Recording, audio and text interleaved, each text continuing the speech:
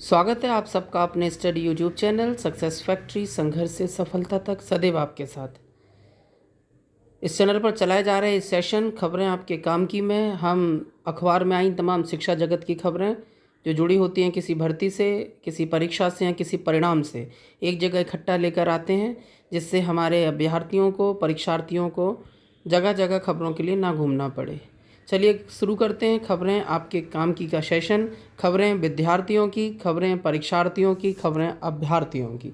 आज की पहली न्यूज़,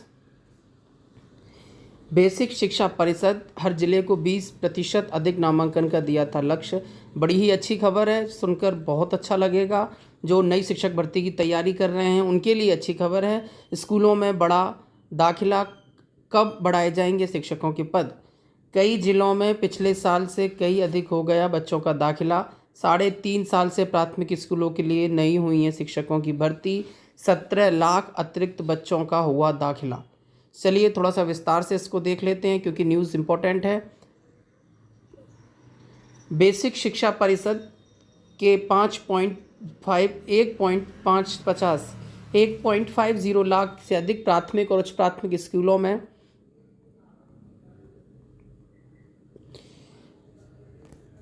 प्राथमिक स्कूलों में अभियान चलाकर छात्र छात्राओं की संख्या को बढ़ाई जा रही थी। लेकिन सबसे अहम सवाल यह है कि बच्चों को पढ़ाने के लिए शिक्षकों की संख्या कब बढ़ेगी। निःशुल्क और अनिवार्य बाल शिक्षा अधिनियम RTE अधिनियम के मुताबिक प्राथमिक स्कूलों में 30 बच्चों और उच्च प्राथमिक स्कूलों में 35 बच्चों पर एक शिक्षक का होना आवश्यक है। यही नहीं, उच्च प्राथमिक स्कूलों में विज्ञान, गणित, भाषा और सामाजिक विषय का एक शिक्षक होना अनिवार्य है, लेकिन इन मानकों का पालन नहीं हो रहा है। पिछले 3.5 साल से परिषदीय प्राथमिक स्कूलों में शिक्षकों की भर्ती प्रक्रिया शुरू नहीं हो सकी है।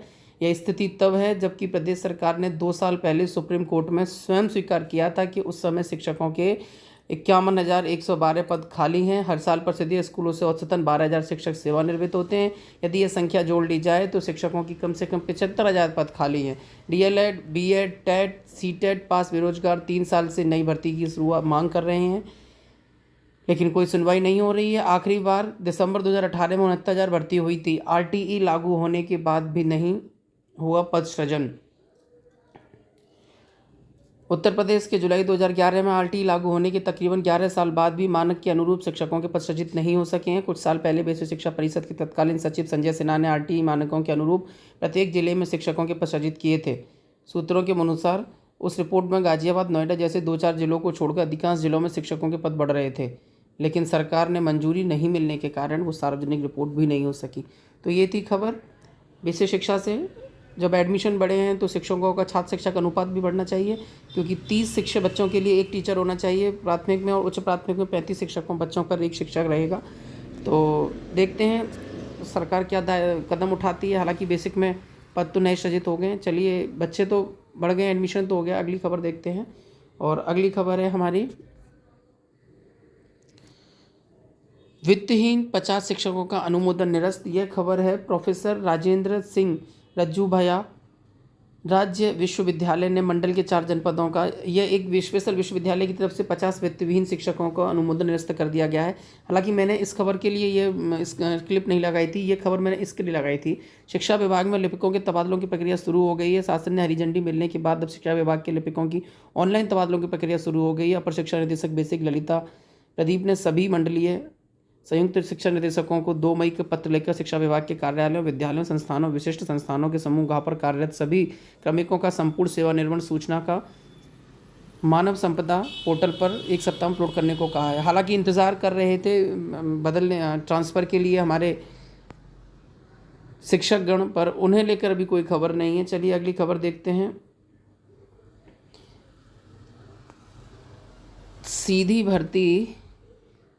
सीधी भर्ती से ज़्यादा ज़रूरी लिखित परीक्षा की कट ऑफ अंक। प्रतियोगियों ने देर से कट ऑफ और प्राप्त अंक जारी किए जाने पर उठाए सवाल। पूछा कि भर्ती की भ्रांति अंतिम चयन के परिणाम वाले दिन ही प्राप्त अंक और कट ऑफ क्यों नहीं, उसी के लिए अड़े हैं छात्र। उत्तर प्रदेश लोक सेवा आयोग की तरफ से सीधी भर्ती की कट ऑफ और अंक प्राप्तांक के सप्ताह में जारी कर दे रहा है, लेकिन लिखित परीक्षा होने वाली भर्ती की प्राप्तांक और अंक कट ऑफ अंक जारी करने को कतरा रहा है। प्रतियोगी छात्रों ने इस पर सवाल उठाकर उनका कहना है कि सीधी भर्ती केवल इंटरव्यू के आधार पर होती है। ऐसे में इंटरव्यू की कट ऑफ अंक और प्राप्तांक जारी करने से बहुत प्रभाव नहीं पड़ता। पारदर्शिता का दावा करने वाले आयोग लिखित परीक्षा में होने वाली भर्ती की कट ऑफ और अंक प्राप्तांक की भांति अंतिम चयन परिणाम के दिन ही जारी कर देना चाहिए। उत्तर प्रदेश लोक सेवा आयोग ने पहले सीधी भर्ती के प्राप्तांक और कट ऑफ जारी नहीं करता था, लेकिन पारदर्शिता के नाम पर अब सीधी भर्ती के प्राप्तांक और कट ऑफ अंक जारी किए जाने लगे हैं। वहीं लिखित परीक्षा में होने वाली भर्तियों के प्राप्तांक और कट ऑफ अंक जारी किए जाने का प्रावधान काफ़ी पहले से है। तो ये खबर है हमारी यूपीपीएससी की लोक सेवा आयोग की, जिसमें छात्र चाहते हैं कि भर्ती के परिणाम और कट ऑफ जारी तुरंत कर देनी चाहिए। चलिए अगली खबर देखते हैं। अगली खबर है अभी लिपिकों के ऑनलाइन आवेदन से संबंधित खबर है।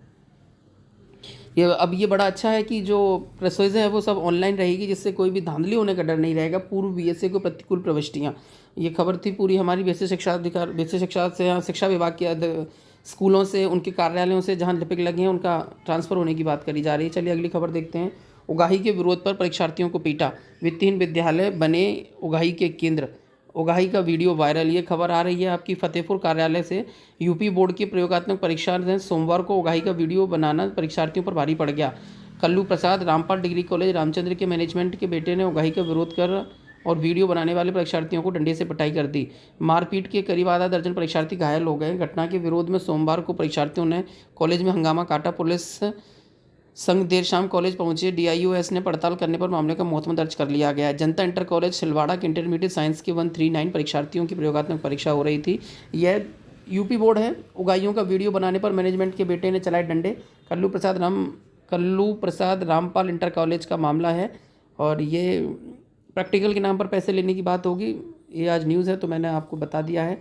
अगली खबर देखते हैं। यूपी बोर्ड ने 102 प्रश्नों पर प्रश्न परीक्षार्थियों से गलत पूछे, अब बरसेंगे अंक। क्या आप ये कल्पना कर सकते हैं कि परीक्षा देने जाएं और सिर्फ अनुक्रमांक और प्रश्न पत्र से जुड़ी जानकारी भरकर उत्तर पुस्तिका खाली जमा करके लौट आएँ और परिणाम आए तो पास हो जाएं? अगर ऐसी कल्पना नहीं कर सकते हैं तो अब कर लीजिए। उत्तर प्रदेश माध्यमिक शिक्षा परिषद यूपी बोर्ड 2022 की परीक्षा इतिहास में विसंगतियों के कारण ऐसे ही करने जा रहा है। इंटरमीडिएट की परीक्षा में 16 विषयों में गलत पाठ्यक्रम के बाहर से प्रश्न आए हैं और ये देखिए सब उत्तर प्रदेश बोर्ड के परीक्षाओं में क्या हाल हो रहा है। 102 प्रश्नों पर नंबर मिलेंगे बच्चों को अलग से। अब देखिए क्या आयोग इसका फॉर्मूला लगाता है। नागरिक शास्त्र, व्यवसाय अध्ययन, लेखा शास्त्र, संस्कृत, अर्थशास्त्र, जीव विज्ञान और विषयों के परीक्षार्थी अगर सोच रहे हैं कि 10 नंबर और पाना लायक प्रश्न हल किए होते तो पास हो जाते, अच्छी श्रेणी से सफल हो जाते तो और मेरिट बन जाती, तो उनके लिए 10 से लेकर 25 अंक तक यूपी बोर्ड अपनी गलतियों की वजह से देने को विवश है। यूपी बोर्ड की इंटरमीडिएट 2022 की परीक्षा में उत्तर पुस्तिका के मूल्यांकन में लगाए गए परीक्षकों को विशिष्ट निर्देश दिए गए हैं कि हिंदी, सामान्य हिंदी, संस्कृत, इतिहास, भूगोल, नागरिक शास्त्र, गणित, अर्थशास्त्र, प्रौद्योगिकी, कला, रसायन विज्ञान, जीव विज्ञान, लेखा शास्त्र पाठ्यक्रम आदि इन सभी से संबंधित जो भी पाठ्यक्रम है उसे ध्यान में रखते हुए पाठ्यक्रम के बाहर से पूछे गए हैं किस विषय से किस संकेतक के प्रश्न पत्र क्या गलती है, इसका उल्लेख अलग अलग कलम से किया गया है, अलग अलग कॉलम में किया गया है। तो ये खबर है आपकी उत्तर प्रदेश के यूपी बोर्ड की। यहाँ पर आप देख सकते हैं कि अगर प्रश्न अलग से आए हैं तो सरकार ने कहा है कि हम छात्रों को नंबर देंगे। चलिए अगली खबर देखते हैं। डाक विभाग में जारी हुए 38,926 पद, ठीक है, कम से कम मान लीजिए इन्हें आप 68,000 क्या 69,000 मान लीजिए, 69 नहीं माफ़ कीजिएगा 39,000 की बात कर रहा था मैं। भारतीय डाक विभाग ने ग्रामीण डाक सेवकों की बम्पर भर्ती निकाली है। 21 राज्यों में विभिन्न पोस्टल सर्कलों में कुल 38,926 नियुक्तियां होंगी। उत्तर प्रदेश में 2,500 से भी अधिक पद भरे जाएंगे। इसके अलावा बिहार, झारखंड, उत्तराखंड आदि जगह पर ये भर्तियां निकली हैं। इसकी निर्धारित अंतिम तिथि ध्यान रखिएगा 5 जून तक है। जो भी छात्र इसमें अपना आवेदन करना चाहते हैं वो समय से आवेदन कर लें। इसकी वेबसाइट दे रखी है इंडिया पोस्ट GDS online.gov.in पर जाकर आप देख सकते हैं, वहीं सारी शर्तें आपको इसकी मिल जाएंगी। ग्रामीण डाक के अंतर्गत ये पोस्टर निकला हुआ है। चलिए अगली खबर देखते हैं। अगली खबर है इस बार खेल छात्रावास में अधिकतम खिलाड़ियों को मिल जाएगा प्रवेश। ये खबर आगरा से आ रही है। 2022-23 में खेल छात्रावास के प्रवेश के इच्छुक खिलाड़ियों के लिए ज़्यादा मौका मिलने जा रहा है। कोरोना काल में 2 साल तक बंद रहे छात्रावासों के 50% से अधिक प्रशिक्षु वापस नहीं लौटे हैं। इसके चलते छात्रावासों में 50% तक सीट खाली पड़ी हैं। पूर्व में छात्रावासों की चुनिंदा सीटें ही खाली होने के नए खिलाड़ियों को कम ही प्रवेश मिल पाता था। ऐसे में क्लब स्टेडियम स्थित 4 खेलों के छात्रावास में 75 सीटों के अपेक्ष केवल 21 प्रशिक्षु ही वापस आए हैं। तो ये खबर है आगरा के प्रवेश के बाद कुछ प्रवेश के बाद सब कुछ देती है सरकार। खेल छात्रावास में प्रवेश के बाद खिलाड़ी को आवास, भोजन, खेल किट, खेल उपकरण, प्रतियोगिताओं में आना जाना सहित अन्य सुविधाएं निःशुल्क मिलती हैं।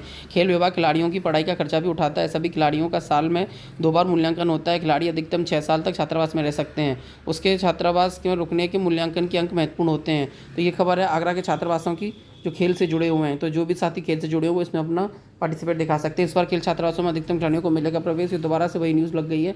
अगली खबर देखते हैं। बदलाव हुआ है, नए सत्र में बदल जाएगा विश्वविद्यालय में पढ़ाई का सिस्टम। आगरा अम्बेडकर विश्वविद्यालय से खबर है। क्या खबर है? डॉक्टर भीमराव अम्बेडकर विश्वविद्यालय में आवासीय संस्थानों में अब बदली हुई पढ़ाई होगी। आवासीय संस्थानों में चल रहे पाठ्यक्रमों का स्वरूप बदला जाएगा। पाठ्यक्रमों में पेपर और प्रोजेक्ट भी पिछले सालों से अलग होंगे। नए फॉर्म शुरू किए जाएंगे, नए कोर्सेज शुरू किए जाएंगे। तो ये खबर आगरा विश्वविद्यालय से। या पीजी में भी पढ़ाई का सिस्टम बदला जाएगा।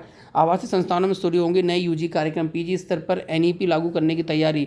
न्यू एजुकेशन पॉलिसी से पीजी स्तर पर भी लागू करने के लिए किए जा रहे हैं। 539 शिक्षक बनेंगे शोध निर्देशक। डॉक्टर भीमराव अम्बेडकर विश्वविद्यालय में पीएचडी काउंसलिंग प्रक्रिया 5 मई से शुरू होगी। इस पर 359 शोध निर्देशकों के निर्देशन में शोधार्थी शोध करेंगे। विश्वविद्यालय ने शोध निर्देशकों की अंतिम सूची जारी कर दी है। पीएचडी के लिए विश्वविद्यालय ने 1227 सीटें हैं। विश्वविद्यालय के सत्र 2021-22 के लिए पीएचडी प्रक्रिया कर रहा है। विश्वविद्यालय 46 विषयों में पीएचडी काउंसलिंग पर 5 मई तक जारी कर देगा। पीएचडी प्रक्रिया में 1600 से भी अधिक अभ्यर्थी शामिल होंगे। विश्वविद्यालय ने शोध निर्देशकों की स्थिति को स्पष्ट कर दिया है। 2021 में पीएचडी प्रक्रिया के 359 शिक्षकों को शोध कार्य करने का जिम्मा दिया गया है। तो ये खबर है आपकी आगरा के अंबेडकर विश्वविद्यालय से। अगली खबर देखते हैं। नेट जेआरएफ के हवाले शोध की 7% सीटें। संयुक्त शोध प्रवेश परीक्षा 2022-23 में प्रभावी। ये है आपकी खबर इलाहाबाद विश्वविद्यालय से। यूजीसी में नई शिक्षा नीति लागू हो चुकी है। शेष बची 40% सीटें क्रेट के तहत होंगे दाखिले। इलाहाबाद विश्वविद्यालय में क्रेट सत्र 2022-23 के लिए यूजीसी द्वारा पीएचडी में प्रवेश के लिए जारी दिशा निर्देश अनुसार ही नेट और जेआरएफ उत्तीर्ण अभ्यर्थियों को प्रवेश दिया जाएगा। ये खबर है इलाहाबाद विश्वविद्यालय से जुड़ी हुई, जो पीएचडी करना चाहते हैं उनके लिए। चलिए अगली खबर देखते हैं। विश्वविद्यालय कॉलेज में स्पोर्ट्स अनिवार्य। और एक और खबर है इसके बाद। हिंदी के पेपर में छात्रों के चेहरे के लिए अभी केंद्रीय माध्यमिक शिक्षा बोर्ड सीबीएसई की परीक्षाएं चल रही हैं। वहीं 10वीं की होम साइंस की परीक्षा, 12वीं की हिंदी इलेक्टिव व हिंदी कोर का पेपर हुआ था। हिंदी के प्रश्न पत्र आसान था लेकिन लंबा था। इसमें प्रश्नों में बिल्कुल सीधे पूछे गए थे। ये खबर है सीबीएसई बोर्ड के स्टूडेंट्सों के लिए। अगली खबर देखते हैं। चलिए आज का सेशन यहीं समाप्त होगा। अगर आपको हमारी वीडियोस पसंद आती हो तो आप उसे लाइक कर सकते हैं। अगर इसमें सेशन में से कोई भी खबर आपके काम की हो सकती है तो आप हमारे चैनल के सब्सक्राइब कर लें ताकि और भी आपके काम की खबरें मिलती रहें। वहीं हमारे चैनल को आप शेयर कर सकते हैं ताकि और लोगों तक ये वीडियोस पहुंचे और जिनकी काम की खबरें हैं उन तक भी खबरें पहुंचे। आप हमारे चैनल को सपोर्ट कर सकते हैं। हमारे चैनल का नाम है सक्सेस फैक्ट्री, संघर्ष से सफलता तक। अन्य वीडियोस भी इस चैनल पर अन्य सीरीज़ चलाई जा रही हैं जिसमें प्रमुख है लेखपाल भर्ती से जुड़ी हुई सीरीज़ हैं, जहाँ हिंदी की, ग्रामीण परिवेश की और साथ ही साथ सामान्य ज्ञान की सीरीज़ चलाई जा रही है। 3 क्लासें हिंदी की डाली जा चुकी हैं, 1 क्लास सामान्य ज्ञान की भी डाली जा चुकी है और क्लासेस इसी प्रोसेस में सीरीज़ में आती रहेंगी। आप हमारे चैनल से जुड़े रहें। वीडियो अंत तक देखने के लिए धन्यवाद।